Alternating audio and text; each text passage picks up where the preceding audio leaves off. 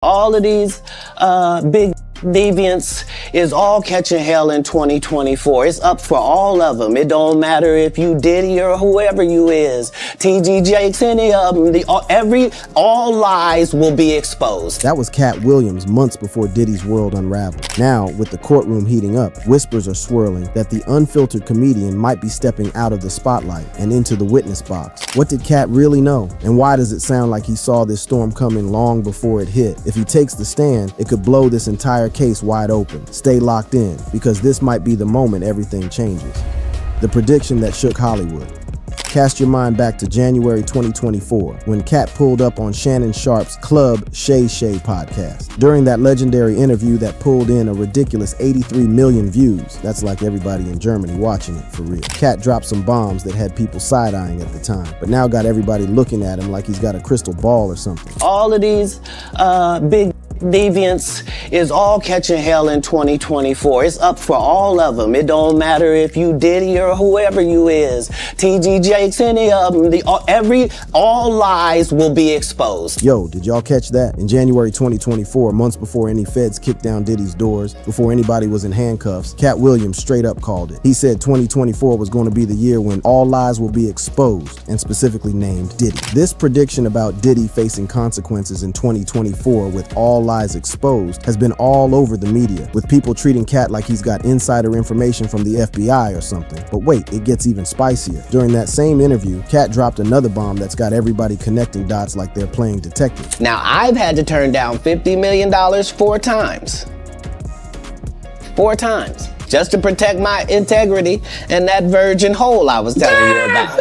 Right. Because P. Diddy be wanting the body. And you gotta tell him no. You got to tell him no. When Katt made this statement about turning down $50 million to protect his integrity, and specifically mentioned saying no to Diddy's party invitations, people were confused. Like, what kind of party is worth turning down that kind of bag? What was Diddy doing that had Katt Williams, who ain't exactly known for being shy, saying, nah, I'm good? At the time, everybody was scratching their heads, but now it's starting to make a whole lot more sense. Fast forward to March 2024, when the feds busted into Diddy's Miami and LA cribs as part of a trafficking investigation. After these raids went down, Katt's comments resurfaced, with social media saying he tried to warn everybody. Twitter, or X, whatever we're calling it now, exploded with clips of Katt, with users giving him props for sounding the alarm when everybody else was staying quiet. The timing was perfect. Katt calls it in January, and by spring, Diddy's empire is crumbling just like Katt predicted. The raids uncovered what would become key evidence against the music mogul, including, as Katt later pointed out in a September 2024 stand-up set, 10,000 bottles of baby oil, allegedly seized from Diddy's properties. That's enough to make every bodybuilder in America slippery for a decade. But September 2024 is when Katt's prophecy really came to life. On September 16th, Diddy got snatched up on serious federal charges: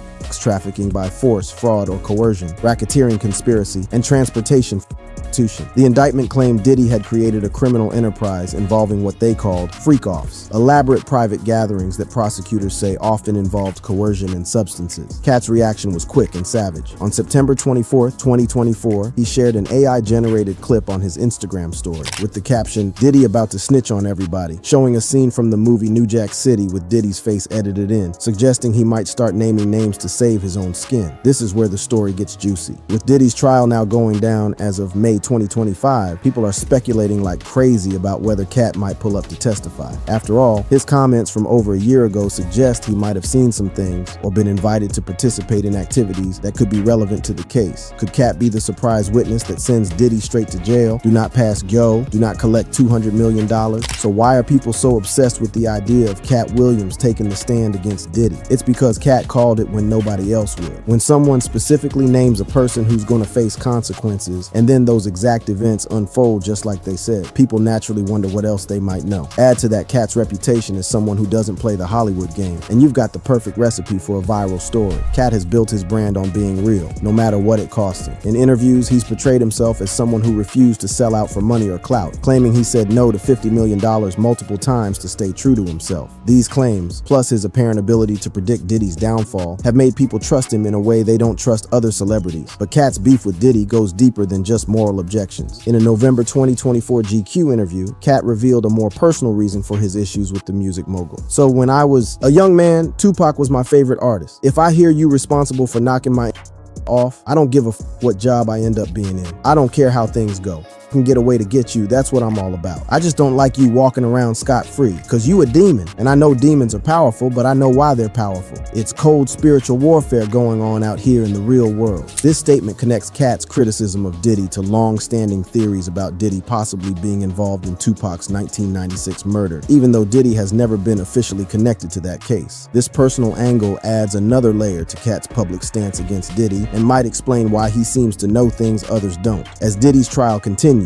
with testimony beginning on May 12, 2025, everyone's watching closely. Key witnesses have already hit the stand, including Cassie Ventura, Diddy's ex-girlfriend, whose testimony about the alleged freak-offs has provided some seriously disturbing details about what went down at these events. Whether Katt Williams will end up playing a role in this legal drama is still unknown. But one thing's for sure, his early warnings about Diddy have earned him a special place in this story, whether he ever steps foot in that courtroom or not. Nonetheless, let's take a deep dive into what these freak-offs actually were, according to court testimony, and breaking down the serious charges Diddy is facing. Inside the freak-offs, the allegations shaking Diddy's empire.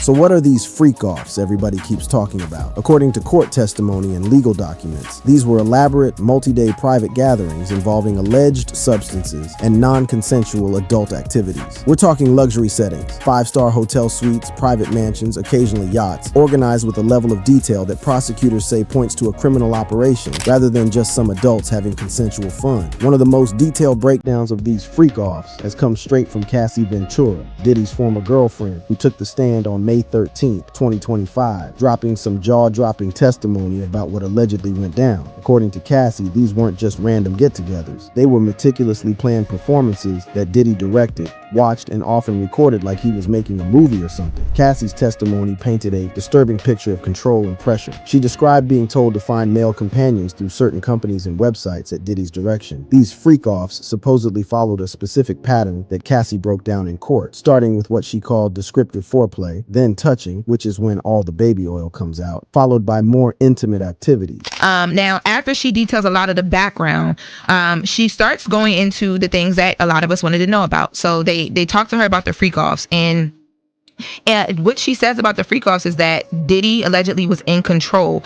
She says that, it was very well choreographed. Okay, now this is where it gets crazy. Everything Cassie is saying matches up perfectly with what Katt Williams has been talking about. In his stand-up shows after Diddy's arrest, Katt made specific claims about these parties, referring to them exactly as freak-offs, and talking about the baby oil that later became key evidence. Williams said, P. Diddy's dumb-ass lawyer said he probably got it at Costco. Costco hit right back, we don't even sell baby oil. They put stuff in the baby oil. You think you'd be getting a massage, but next thing you know, you can't even get up. That's like finding out your Uber driver knows exactly where all the potholes are because he dug them himself. Katt was dropping details about these events before they were even public knowledge. This claim about altered baby oil lines up with what's in the federal indictment, which says that Diddy used various substances, including powdered stuff, pills, and other items, to influence participants in these freak-offs. The March 2024 police raid on Diddy's Los Angeles mansion, which turned up over 1,000 bottles of baby oil, seems to back up at least part of Williams' claims. That's enough baby oil to make a slip and slide from New York to Chicago. During her testimony, Cassie Ventura confirmed the massive use of baby oil during these events. She testified that people would oil up repeatedly, saying that every 5 minutes they were like just re-oiling because Diddy allegedly wanted everyone to look like a shiny suit because it glistened. Imagine being so obsessed with shiny stuff that you make actual human beings look like your old Bad Boy music videos. That's wild. But the most disturbing part of Cassie's testimony was about the alleged use of substances and the element of pressure. She described using various items during these events, explaining that she often used these to mentally check out from what was happening. According to her testimony, she participated not because she wanted to, but because she was scared of making Diddy angry and because he controlled so many aspects of her life. I felt like I had no choice, Cassie testified, which is exactly what the sex trafficking charges against Diddy are about. Under federal law, sex trafficking by force, fraud, or coercion means using those methods to make someone engage in a commercial intimate act. The prosecutors are saying that Diddy's freak-offs fit this definition, with participants being pressured through a mix of substances, intimidation, and control. Now let's circle back to Katt Williams and those cryptic comments from January 2024. When Katt said he had to protect his integrity and mentioned a virgin hole, a lot of people now think he was talking about these exact freak-offs that Diddy allegedly organized. Katt's claim that he turned down $50 million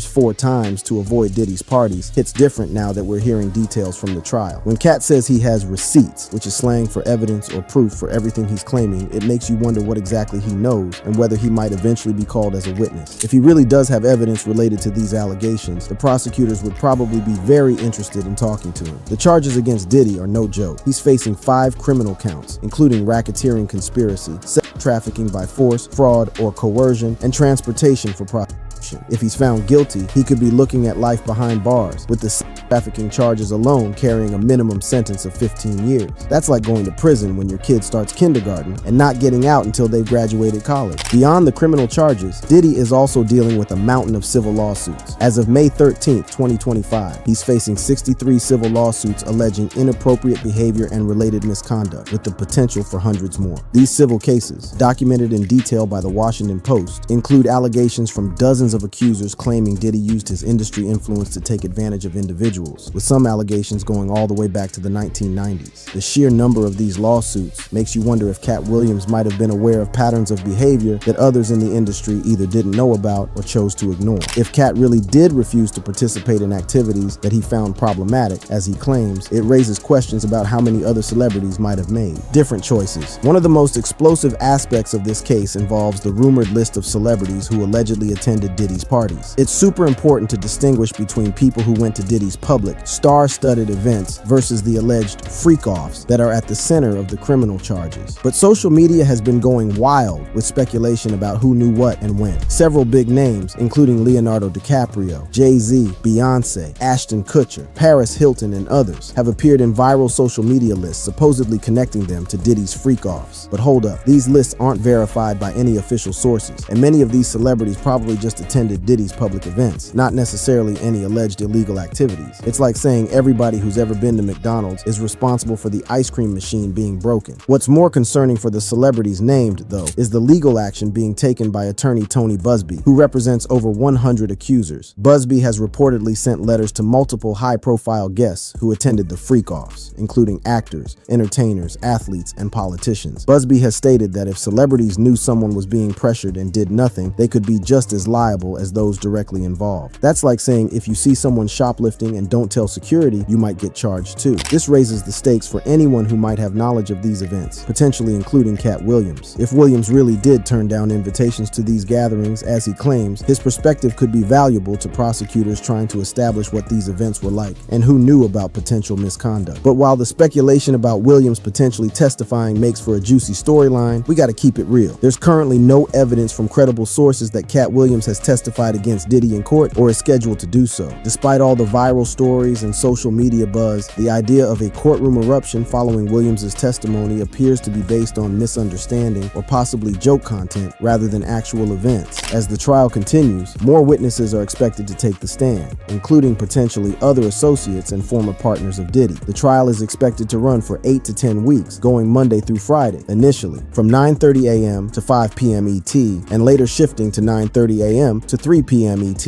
Diddy, who has pleaded not guilty to all charges, is currently being held without bail at the Metropolitan Detention Center in Brooklyn. Meanwhile, we'll also need to take a closer look at the other celebrities Katt Williams has called out in connection to Diddy, explore his current life and career since his predictions went viral, and examine the broader implications of this case for the entertainment industry. The wider web, celebrities, connections, and Katt's ongoing crusade.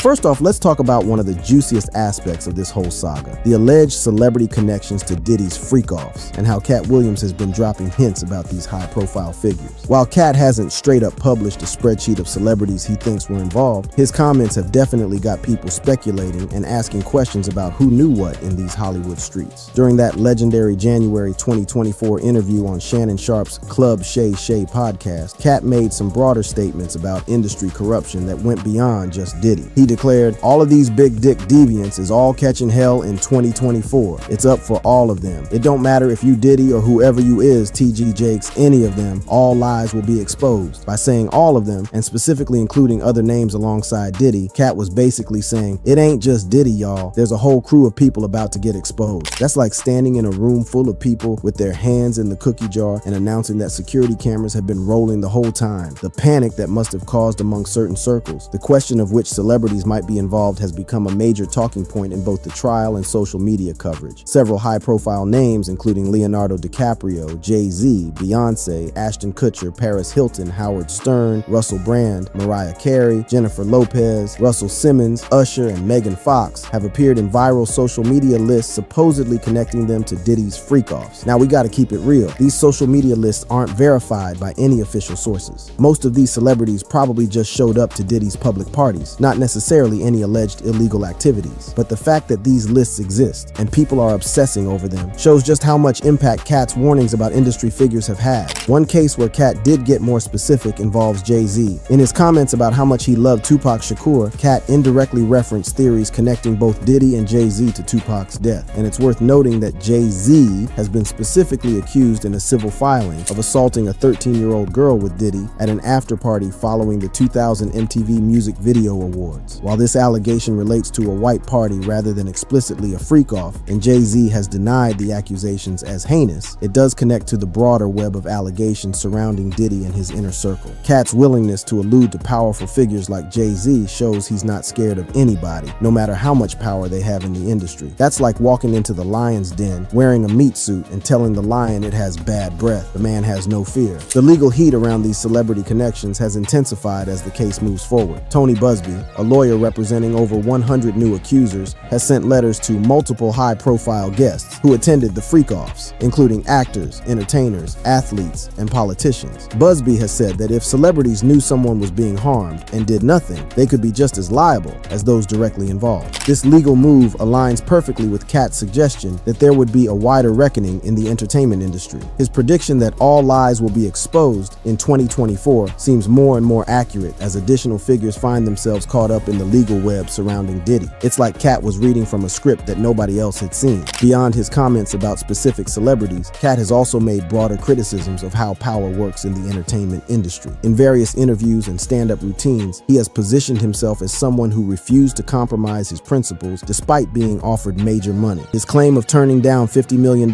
4 times to avoid participating in Diddy's parties suggests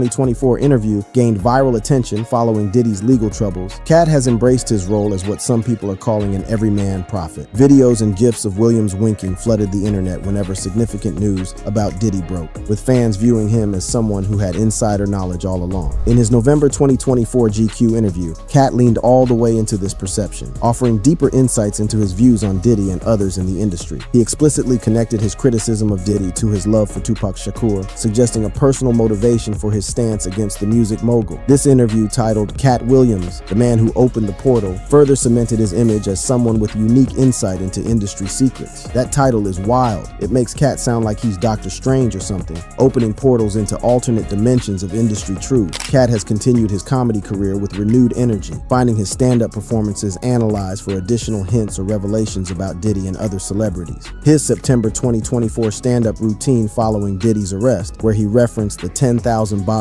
of baby oil allegedly seized from Diddy's properties, showed his willingness to incorporate these serious allegations into his comedy while maintaining his role as a truth teller. That's like finding humor in a hurricane while still warning people to evacuate. Social media has played a huge role in amplifying Katt's statements and positioning him as a credible critic of industry power players. X posts have circulated with messages like, "The only celebrity we should be taking seriously is at Katt Williams. He's honest and not afraid of the truth," reflecting a public perception that Katt speaks uncomfortable truths when others stay quiet. Some have compared Katt to a court jester who uses humor to speak truth to power, a characterization that fits with how he presents himself as someone unafraid to challenge powerful figures. His comedy has always had an edge of social commentary, but his statements about Diddy have given his observations new weight and relevance. Despite his apparent insights into Diddy's activities and the broader Hollywood landscape, Katt has maintained a certain distance from the legal proceedings. There are no credible reports that he has been contacted by authorities or asked to testify in Diddy's case. case, despite all the public speculation about what he might know. This raises some interesting questions about the nature of Katt's knowledge. Was he just more perceptive than others about patterns of behavior in the industry? Did he have specific information that he chose to communicate through hints rather than direct statements? Or did his comedy just happen to match up with real events in a way that made him appear prophetic? It's like when you make a random joke about your friend's crush and then find out they've been secretly dating for months. Whatever the case, Katt's public image has been significantly shaped by his stance on Diddy and his apparent foresight regarding the music mogul's legal troubles. He has emerged as a unique voice in conversations about accountability in the entertainment industry, willing to call out powerful figures when others might stay silent. As the Diddy trial continues and more witnesses take the stand, the question remains, will any of the celebrities Katt has alluded to find themselves formally implicated in the case? Will his broader predictions about a reckoning in the entertainment industry continue to come true? The court proceedings themselves have already featured testimony about celebrities potentially connected to Diddy's freak-offs. Cassie Ventura's testimony has included references to the hiring of male companions and the organization of these events, which allegedly involved other high-profile figures. As more witnesses come forward, we may see additional names emerge, potentially validating Katt's implications about a wider network of involvement. The case has also raised serious questions about who knew what was happening at Diddy's parties and when. Entertainment attorneys have advised celebrities who attended the freak-offs to consult lawyers, given the potential for being witnesses or co-defendants. If more celebrities are formally implicated, it could further boost Katt's credibility as someone who recognized and spoke out about these issues early on.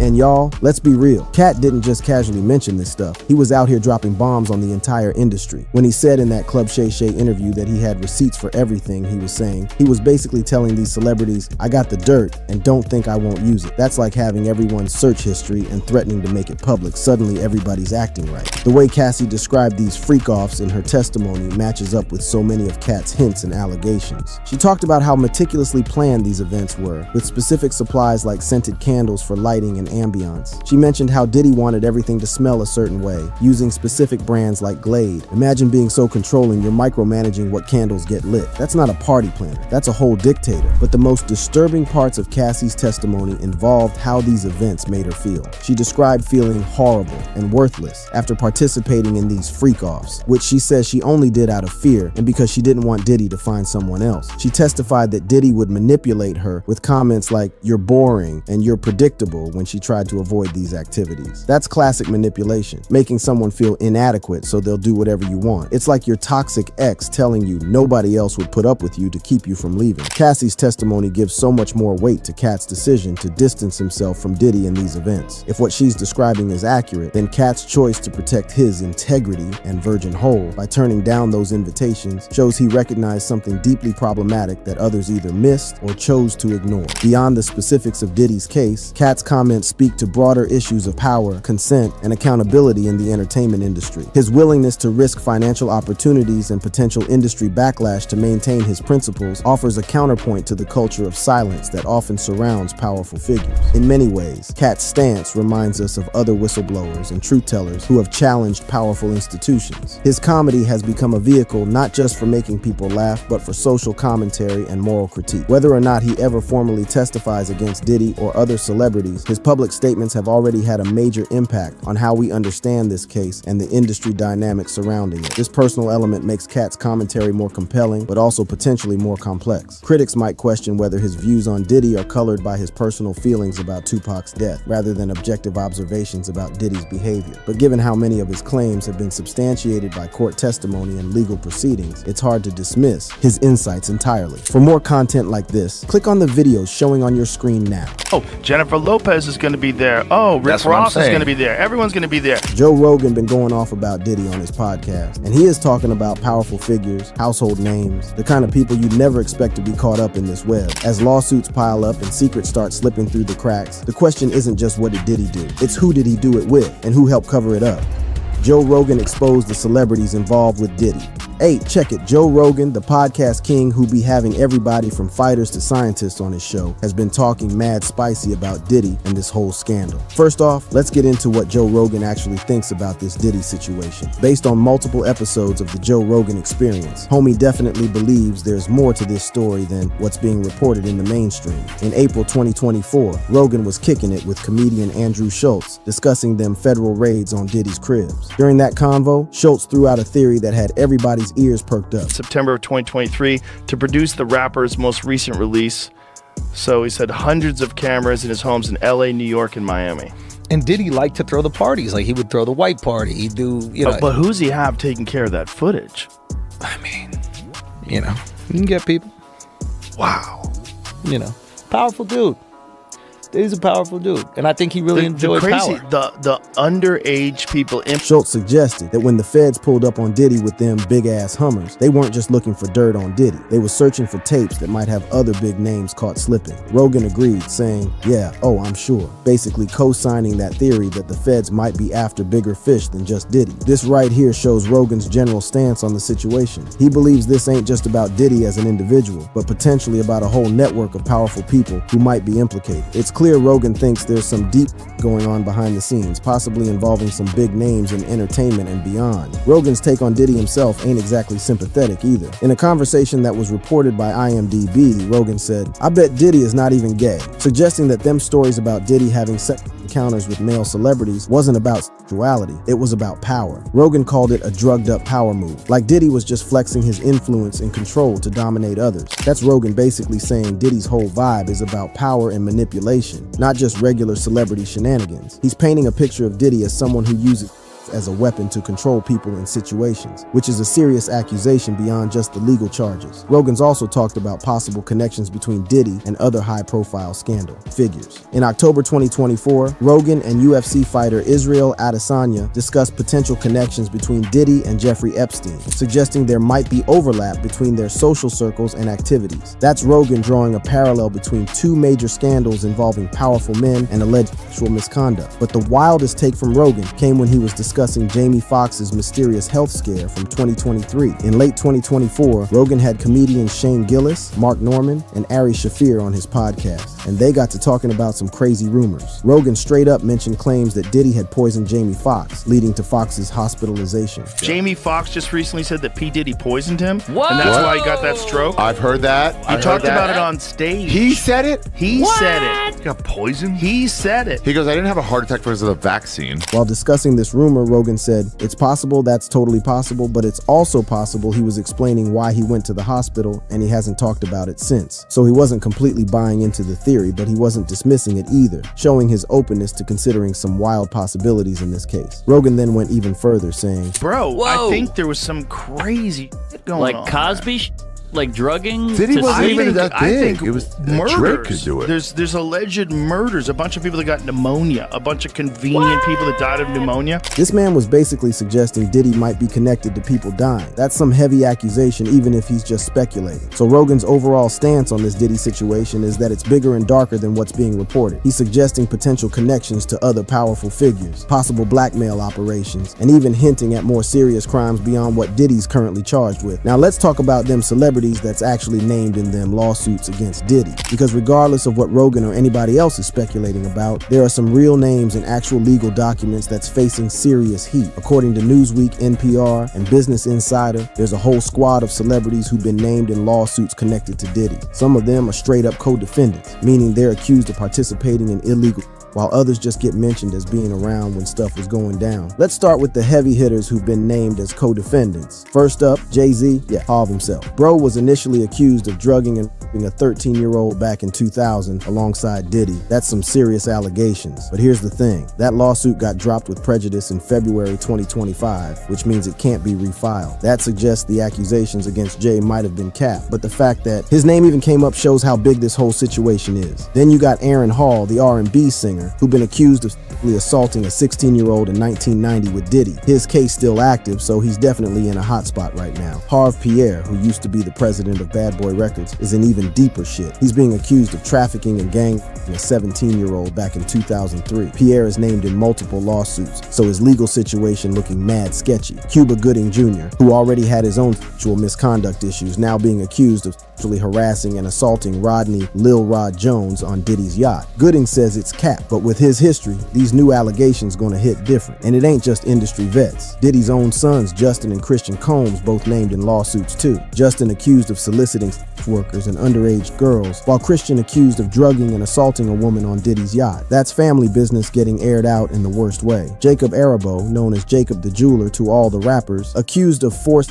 sexual intercourse at Diddy's infamous white parties. Man sells $1 million watches to celebrities, and now his name getting dragged through the mud. Oh, man. John Diddy Combs' alleged list of accomplices to be revealed soon. The names will shock you, attorney says. Whoa. I think he's gonna sing, hey. If I got invited to the white party, I'd have gone. Especially if you didn't know. Of course, no one knew. No one right. knew. If And then you find out. You also got Devontae Swing from Jodeci being accused of trafficking and coercing an underage Liza Gardner. That's one of the founding members of one of the biggest R&B groups ever, now caught up in this mess. But the names that really got people talking is the current celebrities NFL star Odell Beckham Jr. and comedian Drewski, both accused of participating in the gang of Ashley Parham in 2018. OBJ went hard denying these allegations on Twitter, saying he wasn't even near the location where it supposedly happened. Drewski also called it a fabricated lie and pointed out he wasn't even famous at the time. Then you got a whole other list of celebrities who get mentioned in the lawsuits but ain't directly accused of crimes. Stevie J from Love and Hip Hop, who Diddy allegedly used to groom Rodney Jones. Young Miami from City Girls, who dated Diddy, mentioned for supposedly harassing a pregnant plaintiff and causing a miscarriage. Singer Kalena Harper mentioned as witnessing Diddy's abuse and being threatened. Music execs Jimmy Iovine and Lucian Grange get mentioned too. Iovine for allegedly witnessing Diddy assault his ex Cassie Ventura but still doing business with him, and Grange was initially accused of aiding and racketeering before being dropped from a lawsuit. Even Prince Harry's name comes up, just being mentioned as a dignitary who was in Diddy's social circle. No accusations against him, but just being associated with Diddy right now ain't a good look. Nicki Minaj, Usher, and Nayo all get mentioned in passing too. Not accused of anything directly, but their names still getting dragged into this mess just for being around Diddy at certain times. So when Joe Rogan talks about this case potentially implicating other big names, he ain't just speaking hypothetically. There are already real celebrities named in real legal documents. Some of these cases gonna stick, others might get dropped like the one against Jay-Z, but the fact that so many big names are already involved shows how deep this scandal goes. And that's what makes Rogan's stance on this situation so interesting. He's suggesting this is just the tip of the iceberg. He's implying there might be even more names and even more serious allegations that haven't come to light yet. Whether that's true or not remains to be seen, but one thing's for sure, this Diddy case already has more celebrity involvement than almost any other scandal in recent entertainment history. Let's dive into something juicy. The actual conversations Rogan's had with different celebrities on his podcast about this whole Diddy situation.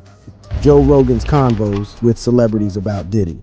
The Joe Rogan Experience is one of the biggest podcasts in the world, and Rogan has mad different guests from all walks of life. Comedians, fighters, scientists, musicians, actors, you name it. And since this Diddy scandal started popping off, several of his guests have chimed in with their own takes and inside info. A big wild conversation happened when Rogan had comedians Shane Gillis, Mark Norman, and Ari Shaffir on the podcast. These are all respected stand-up comedians who ain't afraid to touch on controversial topics. During their discussion, they got into the rumors about Jamie Foxx's mysterious health scare from 2023. Rogan also had a notable conversation with UFC fighter Israel Adesanya about Diddy. Adesanya, who's one of the top MMA fighters in the world, brought up potential connections between Diddy and Jeffrey Epstein, suggesting there might be overlap in their social circles and activities. This connection to Epstein is significant because it frames the Diddy case within a larger context of powerful men allegedly using their influence to exploit others. By drawing this parallel, Rogan and Adesanya are suggesting that the Diddy case isn't an isolated incident, but potentially part of a broader pattern of behavior among certain elites. Even when Rogan isn't directly discussing the legal aspects of the Diddy case, his conversations often touch on the culture and environment that might have enabled such alleged behavior. In one conversation with guests, they discussed Diddy's infamous parties and how they operated. If you don't know, you're just a celebrity, and you know, oh,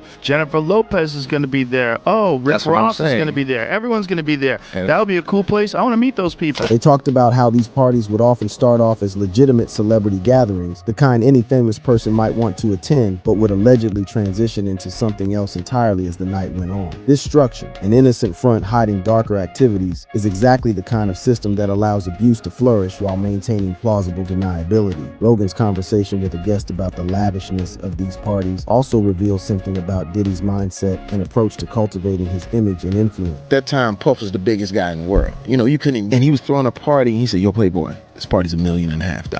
I said, like, for what? I mean, what are you saying?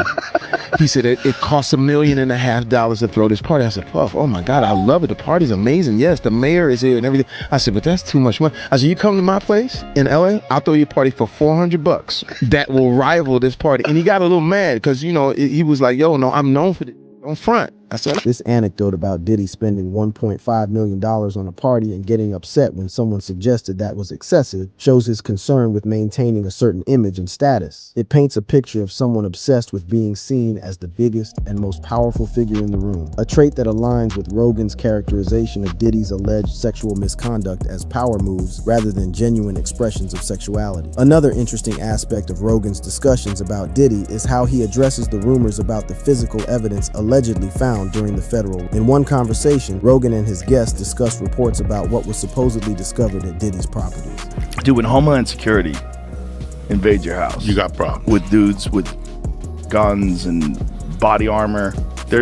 Someone said that they weren't there to take stuff, they were there to delete everything. The conversation about cameras all over the house is particularly significant because it ties back to the theory about potential blackmail operations. If Diddy was recording his parties and the activities that took place there, that footage could potentially be used as leverage against other powerful figures who attended. This is where Rogan's stance on the case becomes clearer through his conversations. He repeatedly returns to the idea that there might be evidence out there that could implicate other high-profile individuals, whether discussing the federal raids, the rumored cameras, or Diddy's connections to other powerful figures. Rogan consistently frames the case as potentially extending far beyond just one man's alleged crimes. It's also worth noting how Rogan's guests from different walks of life seem to have heard similar rumors about Diddy. Comedians like Schultz, Gillis, Norman, and Shafir, athletes like Adesanya, all seem to have heard whispers about Diddy's alleged behavior long before it became a legal matter. This suggests that within certain industry circles, Diddy's reputation might have been quite different from his public image. This pattern of open secrets in the entertainment industry has been observed in other high-profile cases, like Harvey Weinstein, where many insiders were aware of allegations long before they became public. Rogan's conversations suggest a similar dynamic might have been at play with Diddy. People in the know had heard things, but for various reasons, these allegations didn't become public until relatively recently. One particularly interesting aspect of Rogan's conversations about Diddy is the discussion about the white parties specifically.